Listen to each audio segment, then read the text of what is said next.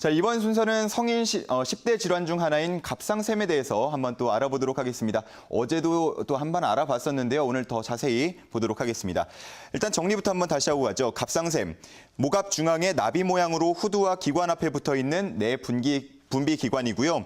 갑상샘 호르몬을 생산 저장했다가 필요한 기관에 내보내는 기능을 하고 있습니다. 자, 질환은 어떤 종류가 있는지 확인해 보도록 하겠습니다. 일단 기능에 항진증이 있고요. 또 저하증이 있습니다. 염증도 생길 수 있고요. 갑상샘 결전이나 또 심한 경우는 암까지도 나올 수가 있다고 합니다. 자, 일단 어제 혹시 시청을 못하신 분들을 위해서 김지영 원장님, 갑상샘 질환 다시 한번 좀 정리를 해주실까요? 네, 갑상샘은 여기 목에 있는 성대 목 쪽 부분에서 약간 아래 부분에 이렇게 감싸고 있는 부분이라서 이렇게 목을 좀 뒤로 젖히셔서 침을 꿀꺽 삼키시면서 이렇게 만져보면 좀 커지신 분들은 촉진도 되고 가끔 이렇게 혹이 생겨 있는 분들도 말랑말랑한 물혹이라든지 이런 것 조금 커져 있는 부분을 느낄 수 있는 부위입니다. 갑상샘은 이제 갑상선이라고도 부르는데요. 이거는 우리 몸에서 호르몬을 분비해서 우리 몸 모든 기관의 여러 곳에 그 작용을 일으키는 마치 스파이더처럼 이렇게 스파이처럼 이제 침투를 해서 우리 몸 안에서 신진대사를 이렇게 올려주는 그런 호르몬을 분비하는 기관이라고 보면 됩니다. 몸을 집으로 비유했을 때는 이 갑상샘은 보일러에 해당한다고 보면 되는데요. 우리가 보일러가 너무 많이 과하게 뜨겁거나 과잉으로 작동을 하면 이게 너무 더워서 사람이 못 살 거고요. 그리고 이 보일러가 너무 춥게 그리고 작용이 약하다면 사실 추워서 몸이 살아가기가 좀 힘들겠죠. 그래서 이 갑상샘의 이 호르몬은 우리가 뭐 활동을 많이 하거나 그리고 임신기라든지 성장기 이렇게 필요할 때는 많이 분비되는 것이 당연히 좋고 또 그렇게 기능을 하고 있고 우리가 휴식을 할 때는 이 갑상샘 호르몬이 또 분비를 떨어뜨리면서 저하돼서 몸을 안정한 상태로 이렇게 유지를 해주는 이 생리적인 작용, 조절 작용을 잘 하고 있는 상태가 건강한 상태라고 보시면 됩니다. 하지만 그 필요한 양에 비해서 너무 과다하게 갑상샘 호르몬이 분비될 때를 우리 갑상샘 호르몬 분비 항진증이라고 하고요.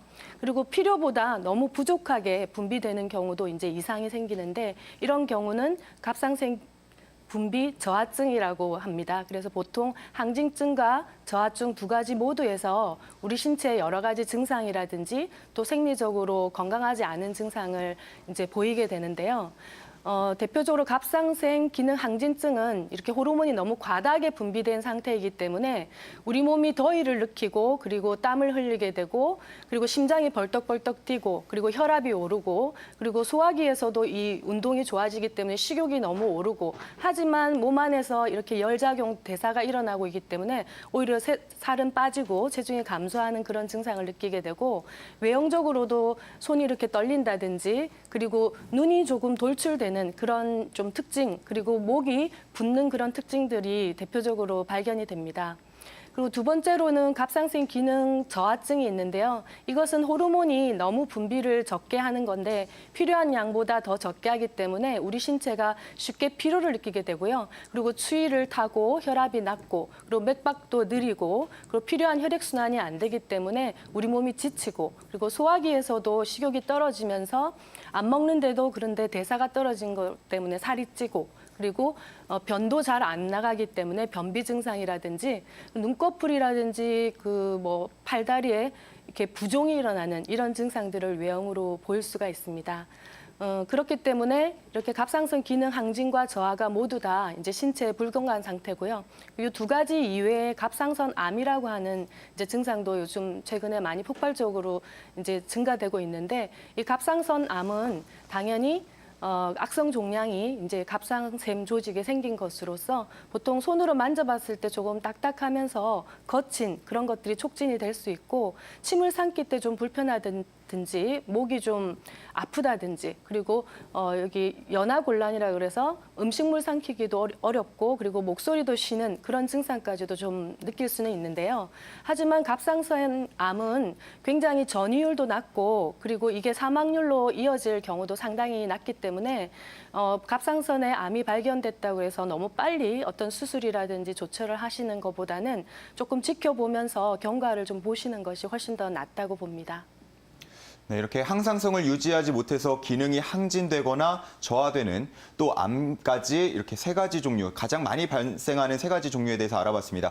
이 시청하시다가 혹시나 갑상샘이 뭐야 하시는 분들도 계실 것 같은데요. 갑상선으로 알고 계신 것과 같다고 보시면 되겠습니다. 갑상선에서 선은 이제 한자어고요. 샘은 우리말로서 약간 이 뭐라고 할까요? 의학적으로 더 권장하는 단어가 갑상샘이다라고 알고 계시면 될 것 같습니다. 이번에는 황만기 원장님한테 좀 여쭤볼게요. 이런 분들 원에 찾아오시면 어떤 식으로 좀 치료를 권해주시나요? 예, 그 갑상선 질환의 양방요법도 있고 한방요법도 있는데 저는 이제 한의사니까 한방요법을 한번 정리해서 말씀을 드려보겠습니다.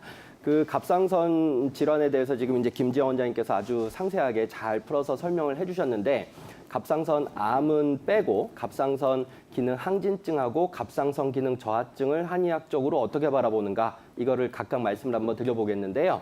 한의학에서는 음과 양이 이렇게 균형을 이루고 있는 거를 건강하다 이렇게 이제 표현을 하는데 갑상선 기능 항진증은 아까 이제 증상에서도 나와 있듯이 막 식욕도 엄청나게 증가가 되는데 몸은 삐쩍 말라가고 심장 박동도 막 두근두근거리고 땀이 막 비 오듯이 쏟아지고 이런 이제 양적인 특성을 보입니다. 음양할 때 양적인 특성을 보이는 양적 질병이다. 이렇게 이제 변증을 해낼 수가 있고요. 그러니까 한약과 관련된 이제 아주 오래된 고문헌이라고 저희가 표현하는데 고문헌에 금계의학이라고 하는 문헌이 있습니다. 거기에서 보면 이 갑상선 기능 항진증과 관련된 어떤 증상 조합들을 허로병이라고 이제 표현을 하거든요. 그래서 이 허로병에 대처하는 호로가 아니고 허로입니다. 허로병인데 그 최근에 뭐 한국이든 중국이든 일본이든 이렇게 갑상선 기능 환자들이 굉장히 많이 증가를 해서 한약재를 가지고 어떻게 이거를 좀 대응을 해낼까 이것과 관련된 연구가 실험 논문 포함해서 아주 많이 나와 있습니다. 그런데 대표적인 처방은 자감초탕 가감방이라고 하는 처방이 있습니다. 그 처방을 쓰게 되면은 굉장히 빠른 속도로 갑상선 기능 항진증이 완화가 되고 조절이 된다 이렇게 이제 알려져 있고요. 좀 전에 말씀드린 것처럼 갑상선 기능 저하증. 그러니까 이거는 음과 양의 어떤 관점에서 봤었을 때는 음적 질환이다. 이렇게 표현을 할 수가 있겠습니다. 식욕은 떨어지는데 살은 계속 쪄가고 체중은 늘어나가고 의욕도 자꾸만 떨어져서 마치 우울증 환자처럼 보이고 뭐 변비 증상도 있고 이제 뭔가 이렇게 쌓아두는 양상으로서 병의 증상들이 전개가 되어 나가는 거죠. 그래서 이런 것들은 음적 질환이다 이렇게 표현을 하는데 한의학적으로는 요런 상태에 대해서 한의학적인 변증명을 굳이 말씀을 드려보자면 뭐 모르셔도 되지만 기혈 부족 병이다 이렇게 이제 해석을 할 수가 있겠습니다. 그래서 기혈 부족을 조리해주고 좀 이렇게 해소시켜주는 처방을 한다. 이렇게 이제 한의학적인 치료법을 말씀을 드릴 수가 있겠는데요. 더 정확하게는 가까운 한의원이나 한방병원 가셔가지고 진단을 받고 내가 양적인 상태에 있는지 아니면 음적인 상태에 있는지 아니면은 이게 음양이 교착돼 있는 상태도 있거든요. 어쨌든 그런 상태, 정확한 상태를 진단을 받고 치료를 받으시는 게 좋겠다. 이런 말씀을 드리겠습니다. 그리고 한 가지 더 추가적으로 말씀을 드려보자면 이 한약재 중에서 이제 음과 양의 이렇게 평형을 회복하고 동적 평형을 회복하고 항상성을 조금 더 좋게 만들어주는 정상화로 이렇게 나아가게끔 만들어주는 그런 물질들, 소위 말하면 정상화 물질이라고 저희가 표현을 하는데 영어로는 아답토겐스라고 표현합니다. 이런 정상화 물질들이 한약재 중에서는 아주 많이 발견이 되고 있습니다. 그래서 이런 것들을 정확한 진단에 따라서 치료를 한다. 이렇게 기억을 하시면 좋으실 것 같고요. 아무리 한약이 좋고 정상화 물질들이 많이 들어있다 하더라도 이 한약도 좋고 저 한약도 좋고 저 한약도 좋고 이렇게 소위 말하는 약장탕처럼 막 이렇게 좋다는 거 다 넣어서 먹으면 오히려 그게 부작용을 일으킬 수가 있기 때문에 환자의 상태에 정확하게 맞는 전문적인 진단을 통해서 한약이 처방돼야 된다. 이런 말씀을 부가적으로 드리고 싶습니다. 네, 이렇게 뭐 약재를 여러 가지 좋다고 다 넣는 것도 좀 안 되겠고요. 또 이렇게 좀 효과가 없다 해가지고 여러 곳 한방 치료를 받으러 돌아다니시는 것도 어찌 보면 또 이 치료를 좀 미루게 되는 원인이 될 수도 있을 것 같습니다. 자, 이번에는 안상원 원장님께 좀 여쭤보고 싶은데요. 이게 제 약간 뭐라고 할까요? 과잉 일반화의 오류일 수도 있겠는데 제 주변에 보면 특히나 이 갑상선 질환은 여성분들한테 좀 많이 나타나는 것 같거든요. 이게 뭐 정말로 그런가요? 네, 그 여성분들이 아무래도 이 피로나 체력적인 어떤 그 부담들도 많이 있고요. 또 스트레스에 대해서 조금 더 민감한 체질들도 볼 수 있기 때문에 우리 그 황만기 원장님들 말씀하신 말씀드렸던 것처럼 이렇게 그 정상화, 음양의 균형이 조금 더 쉽게 밸런스가 깨지는 경우들이 있기 때문에 여성분들한테 있어서 갑상선 질환이 더 많은 걸로 생각이 되어집니다. 그 최근에 그 발표를 보셨는지 모르겠지만 너무 이렇게 과도하게 갑상선 암 검사를 통해서 갑상선 암을 조기 진단을 하는 경우가 문제가 최근에 좀 된 적이 있죠. 자, 이유는 갑상선 암 자체가 발견된다 하더라도 사실은 평균 수명에 크게 영향을 미치지 않고 또 아까 우리 김지영 원장님 말씀처럼 암이 다른 곳으로 전이되는 확률들도 굉장히 적고 또 생존율이 상당히 좋은 편이기 때문에 크게 걱정하지 않아도 되는 그런 암 종류인데 오히려 조기 진단을 통해서 암이 발견됐고 또 환자분들이 불안해하고 그거를 수술을 통해서 갑상선 호르몬 분비의 어떤 밸런스가 깨짐으로 인해서 우리 몸에 미칠 수 있는 그런 나쁜 영향들이 훨씬 더 많을 수 있다는 거를 시청자분들이 좀 알고 계셨으면 좋겠고 최근 정부에서도 권장을 하고 있습니다. 근데 이 갑상선 암의 경우에 저희가 한의학적으로 보면 사실은 굉장히 다양한 방법들로 이 일반적인 암 환자분들도 치료를 하고 있고요. 혹시 시청자분들이 알고 계신지는 모르겠지만 미국의 5대 메이저 병원, 예를 들면 뭐 존스 홉킨스 병원이라든지 하버드대 부속병원이라든지 이런 5대 메이저 병원들은 이미 암 환자를 치료하기 위해서 서양의학적인 방법과 또 한의학적인 방법과 또 대체의학적인 방법을 총동원을 해서 환자들을 갖다가 치료를 해서 치료율을 높이고 삶의 질을 향상시키고 있다는 것을 말씀드리고 싶고요. 그래서 저희 한의학에서도 최근에 온나무에서 추출한 여러 가지 물질들이 있습니다. 그런 온나무 추출 물질들이 항암 효과가 굉장히 우수하고 또 항산화 작용이 뛰어나기 때문에 암을 치료하는 데 있어서 한의사 선생님들이 굉장히 많이 처방을 하고 있습니다. 두 번째는 갑상선 암처럼 어떤 특정 부위 또는 유방암 같은 특정 부위에 암이 있는 경우에는 항암 효과가 뛰어난 약침액을 그 특정 부위에 직접 주입하는 방법들을 통해서도 암 환자들을 치료를 하고 있고요. 세 번째는 이제 수술 후에 어떤 후유증이나 항암 치료 후에 발생하는 수많은 그런 후유증들을 저희가 한약이나 또는 다양한 침 치료를 통해서 그 후유증들을 컨트롤해서 환자분들의 어떤 삶의 질을 올려드리고 있죠. 그다음에 이제 마지막으로 어떤 항암 기공 수련이라든지 또는 유산소 운동이라든지 아니면 명상 요법들 같은 그런 대체 요법들도 사실은 암 환자들이 치료를 하고 또 수명을 연장하는 데 있어서 상당히 효과적이라는 그런 논문들이 많이 발표되고 있기 때문에 어떤 특정 부분의 치료법만 고집하는 것보다는 다양한 치료법에서 장점들을 골라서 치료를 받으시는 게 훨씬 좋다라고 생각합니다.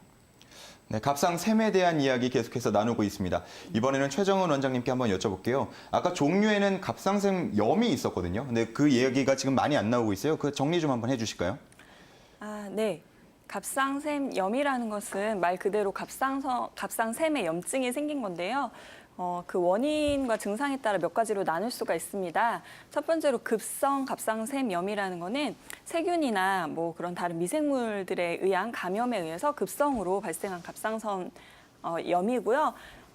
그 세균으로 인한 염증이기 때문에 좀 붓고 빨갛게 되고 통증이 있고 이런 것이 특징입니다. 그리고 아급성 갑상샘염이라는 거는 통증이 있고 붓고 하는 거지만 세균과는 상관이 없고 바이러스와의 관련성이 좀 더 높은 것으로 알려져 있고 원인은 정확하게 잘 알려져 있지 않습니다.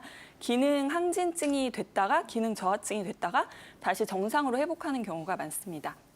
그리고 하시모토 갑상샘염이라고 들어보신 분들이 많이 계실지도 모르겠는데 이거는 일종의 자가 면역의 일종이에요. 그래서 우리 몸의 면역세포가 우리 몸의 갑상샘을 공격해서 염증이 생기는 건데 통증이 없는 것이 특징이고 붓고 갑상선이 이렇게 붓는 게 특징이고 또 이제 점차 기능 저하증으로 빠질 수가 있습니다.